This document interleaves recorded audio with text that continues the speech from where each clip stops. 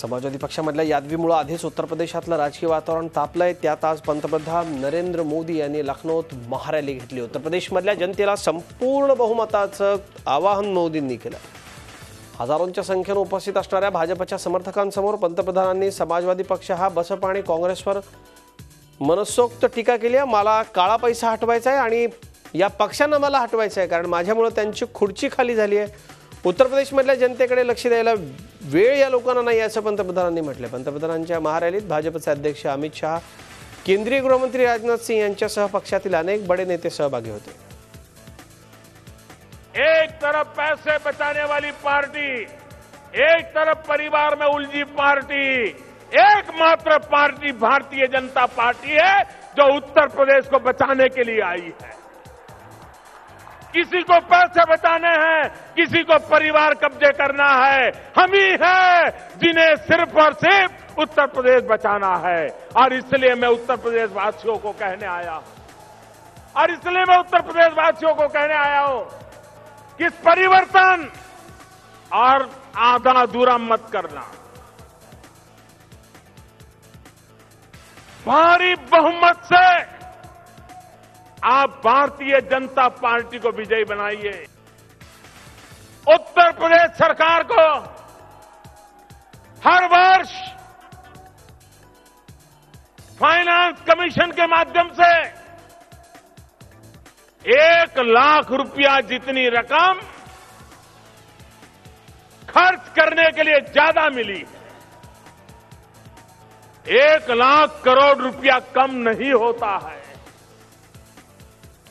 2.5 साल में 2.5 लाख करोड़ रुपया, भाइयों बहनों, अकेले दिल्ली सरकार के पैसों का अगर सही उपयोग हुआ होता तो आज उत्तर प्रदेश कहां से कहां पहुंच गया होता। लेकिन भाइयों बहनों, यहां पर विकास इनकी प्राथमिकता नहीं। सर्वोच्च न्यायालयानं आज दिलेल्या ऐतिहासिक निकालाद्वारे बेकायदेशीर असल्याचा निर्वाळा आज न्यायालयाच्या 7 न्यायमूर्तींच्या घटनापीठानं दिलेला आहे। 7 न्यायमूर्तींमध्ये हा निर्णय 4 विरुद्ध 3 असा बहुमतानं घेण्यात आलाय। धर्म, जात, वर्ण, समाज अथवा भाषेच्या आधारे कुठल्याही प्रकारे मत मागणं बेकायदेशीर असल्याचं या निर्णयात न्यायाधीशांनी सांगितलं। निवडणूक प्रक्रिया ही संपूर्णपणे धर्मनिरपेक्ष असायला हवी असं न्यायालयाचं म्हणणं आहे। धर्मस्वातंत्र्याचा राज्याच्या धर्मनिरपेक्षतेशी काहीही संबंध नसल्याचंही न्यायालयाने नमूद केलंय।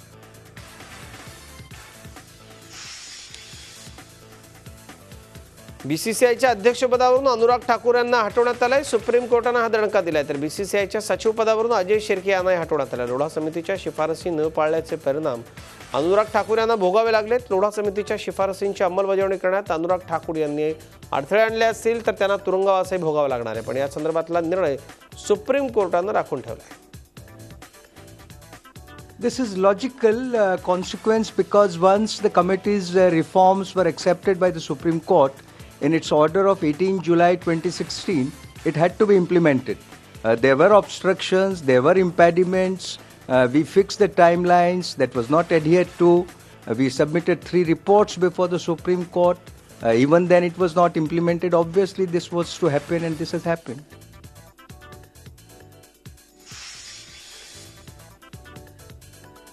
दरम्यान आज सर्वोच्च न्यायालयाने दिलेल्या निकालानंतर एमसीएचे अध्यक्ष शरद पवार यांनी लोढा समितीच्या शिफारसी आणि त्यांच्या अंमलबजावणीविषयी सर्वोच्च न्यायालयाने दिलेल्या निर्णयावरती तीव्र नाराजी व्यक्त केली। 41 वेळा रणजी ट्रॉफी जिंकणाऱ्या मुंबई क्रिकेटच्या इतिहासातला हा सर्वात दुर्दैवी दिवस असल्याचं पवारांनी म्हटलं। शरद पवार यांनी दिलेला मुंबई क्रिकेट असोसिएशनच्या अध्यक्षपदाचा राजीनामा आता स्वीकारला जाण्याची शक्यता आहे। पवारांनी 2 आठवड्यांपूर्वीच अध्यक्षपदाचा राजीनामा दिला, पण एमसीएच्या कार्यकारिणीनं तो स्वीकारलेला नाही। आज अनुराग ठाकूर यांच्या हकालपट्टीनंतर लोढा समितीनं शिफारसींबाबत सुप्रीम कोर्ट अत्यंत गंभीर असल्याचं स्पष्ट झालंय। Mumbai It is the saddest day for the Mumbai cricket. Mumbai Cricket Association is the association which has won the Ranji Trophy 44 times out of 46 and provided practically most of the eminent players to India. Yes, sir. and also provided excellent infrastructures in the country. So, decision to keep Bombay away is it's very painful decision for all cricketers and cricket-loving people from. समाजवादी पार्टीमधला राजकीय संघर्ष टोकाला गेलाय. पक्षाचे संस्थापक मुलायम सिंह यादव आज सकाळी त्यांनी दिल्लीला धाव घेतली, तर त्यांचे पुत्र आणि उत्तर प्रदेशचे मुख्यमंत्री अखिलेश यादव यांच्या घरी लखनौत समर्थक आमदारांची बैठक सुरू झाली. मुलायम सिंह यादव आणि अखिलेश यादव दोघेही आपलाच पक्ष खरा असा दावा करणार आहेत. त्यामुळे सायकलच्या निवडणूक चिन्हावर दोन्ही गट दावा करणार आहेत. काल झालेल्या राष्ट्रीय कार्यकारिणीच्या बैठकीमध्ये मुलायम सिंहांना संरक्षक तर अखिलेश यादव यांना राष्ट्रीय अध्यक्षपदी बसवण्यात आले. त्याचप्रमाणे शिवपाल यादव यांना प्रदेशाध्यक्षपदावरून हटवण्यात आले. शिवाय अमर सिंहांची पक्षातून हकालपट्टी करण्यात आली. त्यावर आज सकाळी शिवपाल यादव यांनी स्वतः राष्ट्रीय कार्यकारिणीची बैठक 5 जानेवारीला बोलावली, पण मुलायम सिंहांनी या तातडीने या बैठकीला स्थगिती दिली. त्यामुळे आता मुलायम आणि अखिलेश यांच्या या यादवीत तासागणिक नवनवीन पैलू समोर येऊ लागले. त्याच घडामोडी होत असताना अमर सिंह लंडनहून दिल्लीला परत आलेत. त्यांनी आपण मुलायम सिंहांसोबत असल्याचं सकाळी विमानतळावर परतल्यानंतर सांगितलंय. पार्टी किसकी है, कौन राष्ट्रीय अध्यक्ष है? नेताजी इस समय राष्ट्रीय अध्यक्ष हैं और आगे भी रहेंगे और हम नेताजी के साथ मरते दम तक साथ हैं. मीडिया ने हमेशा मेरा साथ दिया जी, क्योंकि हमने झूठ बोले, न धोखा दिया, न भ्रष्टाचार किया जी. कोई आरोप नहीं लगा सकता, लगाया तो सुप्रीम कोर्ट में ईमानदार घोषित कर दिया चलो तो बस धन्यवाद.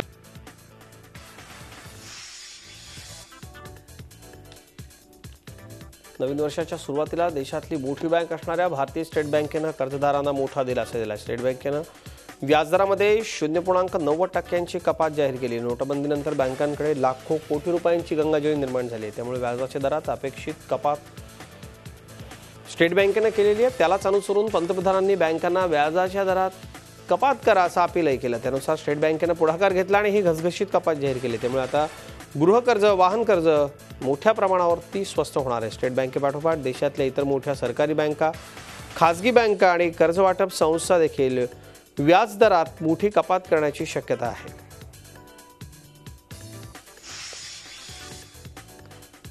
नागभूषण कार्यक्रमात मुख्यमंत्र्यांनी पुन्हा एकदा शिवसेनेवर तोंडसुख घेतलं. जेव्हा मी मुख्यमंत्रीपदावरून पायउतार होईल तेव्हा मुंबईकर म्हणतील की नागपूरच्या माणसानंच मुंबई बदलून दाखवली, असं मुख्यमंत्री म्हणालेत. नागभूषण फाउंडेशनतर्फे मुख्यमंत्र्यांना नागभूषण पुरस्कार देऊन गौरवण्यात आला. केंद्रीय दळणवळण मंत्री नितीन गडकरींच्या हस्ते मुख्यमंत्र्यांना हा पुरस्कार देण्यात आला. मुंबईमधल्या विकास प्रकल्पांच्या मुद्द्यावरून नेहमीच शिवसेनेची भाजपबरोबर खडाजंगी होते. अशा वेळी मुख्यमंत्र्यांनी भाषणातून सोडलेले बाण, मुख्यमंत्र्यांच्या या बाणाला नेमकं शिवसेना काय उत्तर देणार आणि हे बाण शिवसेनेच्या दिशेने आहेत का, अशी चर्चा आता रंगते. ऑक्टोबर 2014 मध्ये मुख्यमंत्री म्हणून पदभार स्वीकारला तेव्हा मुंबईतील अनेक विकास प्रकल्प फायलींमध्ये धुळखात पडले होते. अनेक वर्ष परवानग्या मिळत नव्हत्या. मात्र मुंबईचे CCTV प्रकल्प, रेल्वे वाहतुकीचं आधुनिकीकरण आणि ट्रान्स हार्बर लिंक या सर्व प्रकल्पांना मार्गी लावल्याचा दावा मुख्यमंत्र्यांनी केला. सरकारमधल्या नोकरशाहीचाही त्यांनी आपल्या भाषणातून समाचार घेतला. महाराष्ट्राचा मुख्यमंत्री म्हणून काम करत असताना मला ही गोष्ट माहिती आहे की महाराष्ट्राचं भाग्य ठरवण्याचा अधिकार हा जनतेनं निवडून दिलेल्या नेत्यांना आहे. तो काही कुठल्या सेक्रेटरीला नाही आहे, तो कुठल्या अधिकाऱ्याला नाही आहे. आणि म्हणून ही जी निवडून दिलेली व्यवस्था आहे, ही व्यवस्था जी जनतेच्या आशा आकांक्षा पूर्ण करण्याकरता तयार केलेली संवैधानिक व्यवस्था आहे. या व्यवस्थेने निर्णय करायचा आहे. आणि मग जनहिताचा निर्णय असेल तर कोणाच्या बापाची चिंता करायची नाही, तो निर्णय करून टाकायचा.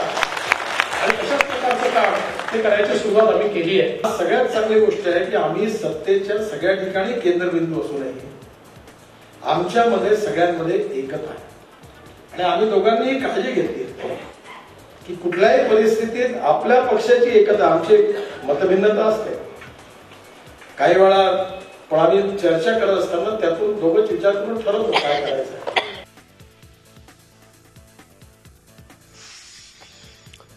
शिवसेना विरुद्ध भाजप यांच्यातलं पोस्टर वॉर आज पुन्हा मुंबईच्या रस्त्यावर दिसून आलं. मुख्यमंत्री देवेंद्र फडणवीस यांनी नागपूरचा माणूस मुंबई बदलणार असं वक्तव्य केलं होतं. वक्तव्यावर आज मुंबई महापालिका मुख्यालयासमोर एक होर्डिंग लावण्यात आले. नागपूरच्या माणसानं नागपूरसहित अखंड महाराष्ट्र ठेवावा, मुंबईचाच माणूस समर्थपणे नागपूरसहित अखंड महाराष्ट्र अबाधित ठेवेल असं वाक्य या पोस्टरवर लिहिण्यात आले. तर पोस्टरची जबाबदारी मी मुंबईकर या नावाने, त्यामुळे येणाऱ्या मुंबई महापालिका निवडणुकीत शिवसेना विरुद्ध भाजप असं पोस्टरवर सुरूच राहील असं दिसतंय.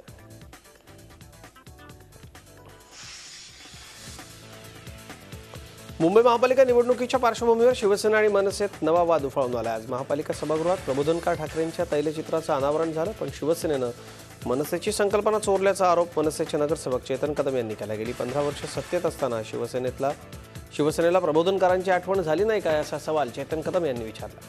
प्रबोधनकारांचा अर्धपुतळा पालिकेच्या सभागृहामध्ये बसवावा असा प्रस्ताव कदमांनी मांडला होता, पण त्यावेळी अपुऱ्या जागेचं कारण देऊन पुतळा शक्य नाही असं कदमांना कळवण्यात आलं होतं. त्यानंतर शिवसेनेचे नगरसेवक राजू पेडणेकर यांच्या माध्यमातून शिवसेनेनं तैलचित्राचा प्रस्ताव मांडून तो मंजूर करून घेतला. आज मुख्यमंत्री आणि उद्धव ठाकरेंच्या उपस्थितीत प्रबोधनकारांच्या तैलचित्राचं अनावरण झालं.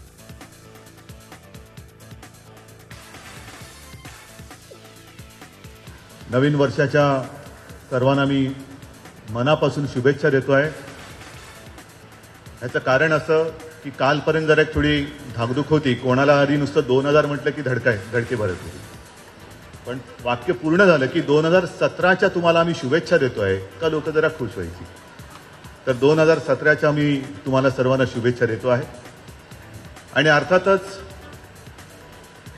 यावर्षी पहिल्या प्रथम आणि आपली पहिली कारकीर्द जर का 5 वर्षाची पाहिली तर या कारकिर्दीला 1-2-5 दिवसामध्ये आता आचारसंहिता लागेल.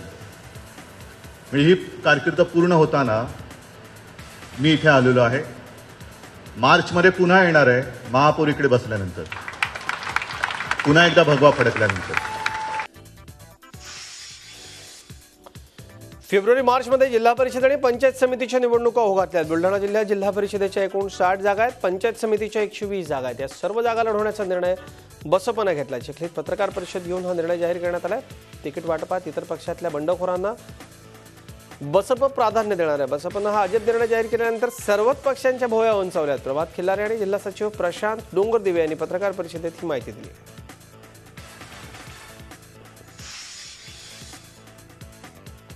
संगमनेर तालुक्यातल्या पठार भागात मोबाईल सेवा नसल्यानं ग्रामस्थ आक्रमक झाले. 13 गावातल्या लोकांनी याकरता आंदोलन केलंय. नाशिक पुणे हायवेवरती रास्ता रोको करण्यात आला. मोबाईल सेवा सुरू करण्याची मागणी आंदोलकांनी केली आहे. नगर जिल्ह्यातल्या संगमनेरमध्ये पठार भाग परिसरात तांगडी, पानसवाडी, आंबेखालसा, खुर्दाकोठे, कोठे बुद्रुक, बोरबन, बनकुटे, भोजदरी, चास आणि पिंपळदरी या गावांमध्ये गेल्या कित्येक वर्षांपासून मोबाईलला नेटवर्कच नाही. या संदर्भात अनेक वेळा पत्रव्यवहार झालेत, पण मोबाईल सर्व्हिस प्रोव्हायडर कंपनीने याकडे दुर्लक्ष केलं. BSNL देखील याकडे लक्ष दिले नाही, त्यामुळे ग्रामस्थ आक्रमक झालेत. आगामी जिल्हा परिषद पंचायत समितीच्या निवडणुकीवरती बहिष्कार टाकण्याचा इशारा या निमित्तानं ग्रामस्थांनी दिला. येवला महालखेडा रस्त्यावर चालकाचं नियंत्रण सुटल्यानं एसटी बसचा अपघात झाला. अपघातात 22 महाविद्यालयीन विद्यार्थी जखमी झालेत. सकाळी महालखेडा परिसरातल्या विद्यार्थ्यांना येवल्याकडे घेऊन जात असताना चालकाचंच नियंत्रण सुटलं आणि बस रस्त्याच्या कडेला असलेल्या ऊसाच्या शेतात पलटली. ग्रामस्थांनी ही घटना बघताच धाव घेत एसटीच्या काचा फोडल्या आणि बसमध्ये अडकलेल्या 22 प्रवाशांना बाहेर काढलं. जखमींना रुग्णालयात दाखल करण्यात आलं. मात्र अपघातानंतर बसचा चालक घटनास्थळावरून पसार झाला.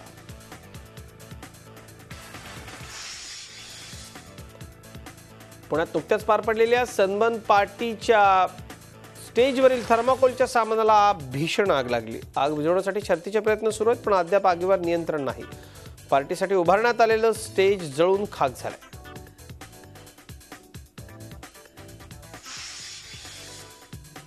आणि विमा काढलेल्या सर्वांसाठी एक महत्त्वाची बातमी. डास चावला आणि त्यातून होणाऱ्या रोगांमुळे मृत्यू ओढवला तर तो अपघात म्हणून गणला जावा असा निर्णय राष्ट्रीय ग्राहक लवादानं दिला.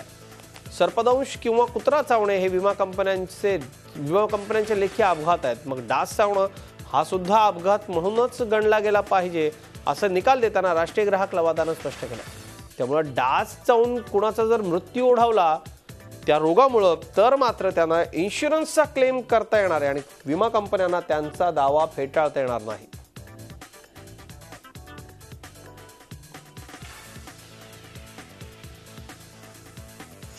नववर्षाचा उत्सव साजरा करत असताना ब्राझीलच्या कॅम्पिनास येथील एका व्यक्तीनं त्याच्या विभक्त झालेल्या पत्नी आणि मुलासह 11 नातेवाईकांची गोळ्या घालून हत्या केली. या घटनेनंतर मारेकऱ्यानं स्वतःवर देखील गोळी झाडून आत्महत्या केली आहे. सिडने रेमिस डे अरेंजो असं या व्यक्तीचं नाव आहे. त्याच्या पत्नीनं पुनर्विवाह केल्यानं तो चिडला होता, त्यामुळे त्यानं हे हत्याकांड केलंय. इंडोनेशियात टिडुंग बेटावर जाणाऱ्या एका बोटीला अचानक आग लागली. या दुर्घटनेमध्ये बोटीवरचे 23 जण मरण पावलेत. राजधानी जकार्तातून ही बोट उत्तरेकडच्या टिडुंग बेटाकडे निघाली होती. इस्तांबूलच्या नाईट क्लबमध्ये हल्ला करणाऱ्या आयसिसच्या दहशतवाद्यांचं पहिलं चित्र टर्की पोलिसांनी प्रसिद्ध केले. हा दहशतवादी पश्चिम चीन, अफगाणिस्तान किंवा चेचन्या येथील असल्याची शक्यता वर्तवण्यात येते. या दहशतवाद्याचा संबंध आयसिसच्या ईस्ट टर्किश ब्रँचशी असल्याचा संशय टर्कीच्या गुप्तचर खात्यानं व्यक्त केला. दरम्यान नाईट क्लबमधल्या हिंसाचारातील बळींचा आकडा 39वर पोहोचला. इस्तांबूलच्या नाईट क्लबमध्ये झालेल्या दहशतवादी हल्ल्यातल्या मृतांना श्रद्धांजली अर्पण करण्याकरता मोठ्या संख्येनं नागरिक नाईट क्लबमध्ये जमा झाले. हल्ल्यामध्ये Bharat, France, Saudi Arabia, Morocco आणि सिरियासह इतरही देशातल्या नागरिकांचा समावेश आहे.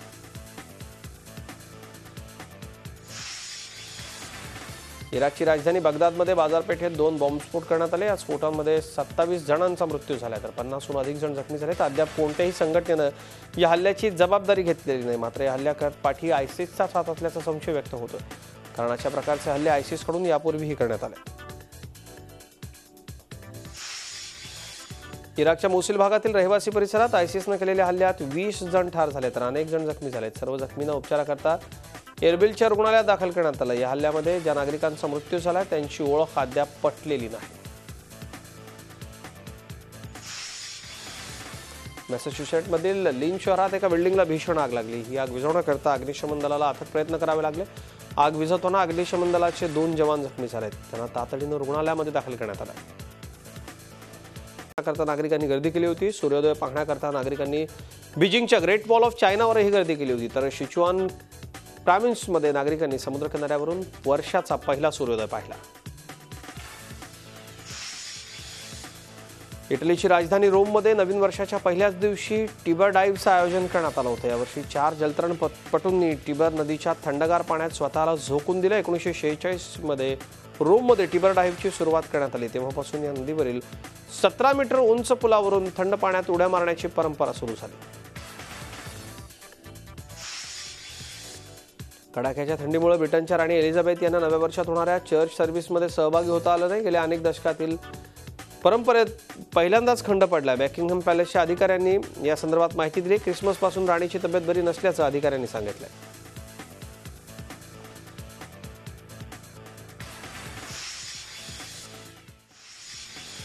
नॅशनल स्कूल ऑफ ड्रामा आणि पु ल देशपांडे कला अकादमी आयोजित आदिरंग फेस्टिवलमध्ये आदिवासी कलाकारांच्या नृत्याचा अनोखा संगम पाहायला मिळाला. महोत्सवाच्या समारोपाला बॉलिवूड अभिनेता नवाजुद्दीन सिद्दीकीनं खास हजेरी लावली. नवाजुद्दीननी कलाकारांना यावेळी मार्गदर्शन केलं. कलाकारांनी वाजत गाजत खास आदिवासी नृत्यानं त्याचं स्वागत केलं. नॅशनल स्कूल ऑफ ड्रामाचा विद्यार्थी असलेल्या नवाजुद्दीननं अशाच कलाकारांपासून आपल्याला प्रेरणा मिळते असं सांगितलं. बॉलिवूड इंडस्ट्रीत काम करत असताना जेव्हा निराशा येते, अभिनय संपलाय असं वाटतं, तेव्हा नॅशनल स्कूल ऑफ ड्रामाचे दिवस आठवतात आणि पुन्हा नवी ऊर्जा मिळते असं त्यानं म्हटलंय. 3 दिवस चाललेल्या महोत्सवात देशाच्या विविध भागातून आलेल्या आदिवासी कलाकारांनी आपल्या कलेनं उपस्थितांना नैसर्गिक नृत्याची अनोखी मेजवानी दिली. आई थिंक मुझे जब सैचुरेशन पॉइंट आता है एक्टर की लाइफ में कि यार बहुत सारे जो सीखा है वो कहीं अभी ख़त्म होता जा रहा है, उसके लिए और कुछ चाहिए. तो आई थिंक आप लोगों से बेटर कुछ नहीं हो सकता अगर हम लोग उस चीज़ को आके देखें, क्योंकि ओरिजिनलिटी यही है. नवीन वर्षाचं सेलिब्रेशन ठिकठिकाणी पाहायला मिळालं. मात्र सिनेमा मालिकांमध्ये बिझी असूनही नाटक हेच पहिलं प्रेम असल्याचं सांगणाऱ्या काही कलाकारांनी नव्या वर्षाचं सेलिब्रेशन थेट रंगमंचावर केलं. आनंद इंगळे, वैभव मांगले, संदीप पाठक, महेश मांजरेकर, सुनील बर्वे, भाऊ कदम आदींच्या अभिनयानं गाजत असलेल्या व्यक्ती आणि वल्लीचा प्रयोग नव्या वर्षाच्या पहिल्याच दिवशी ठेवण्यात आला. प्रेक्षकांनीही प्रयोगाला हाऊसफुल प्रतिसाद दिला. पु ल देशपांडेंच्या लेखणीनं साकारलेल्या नाटकानं वर्षाची सुरुवात होणं यासारखा दुसरा आनंद नाही अशी प्रतिक्रिया वैभव मांगले, आनंद इंगळे आणि संदीप पाठक या कलाकारांनी व्यक्त केली.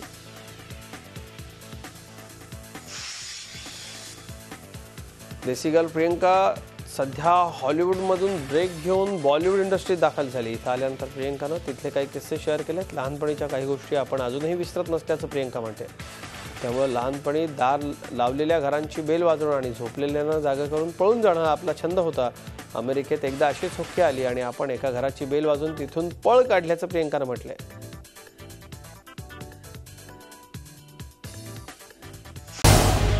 झी 24 तास रहा एक पाऊल पुढे.